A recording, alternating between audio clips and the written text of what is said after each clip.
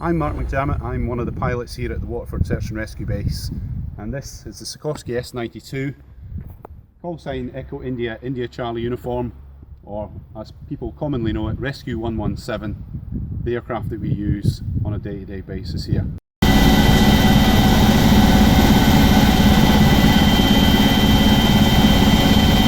So this is the operations room. This is where we do most of our planning for any rescues or call-outs that may come in. There's a little tiny phone in the corner there, and basically when that rings, someone will answer it and get the immediate information that we need, which is basically what is it, where is it. The crew are on shift for 24 hours, so overnight, or as the need arises, we have fairly basic bedrooms in order to obviously get our sleep when we're not on call.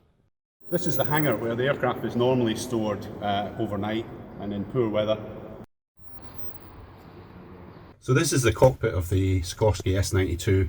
It's a full glass cockpit as it's known, 5 multifunction displays and a very clean setup with all the avionics and engine and equipment controls very easily to hand for the crew in the front. You have the main aid station in the back of the aircraft, and as you can see it has on it a stretcher, and this stretcher is the one that you would be winched into the aircraft with if you were being winched in. As you can see, it's got floats in the top and it's designed to float in the unlikely event that it ends up in the water with a casualty inside it.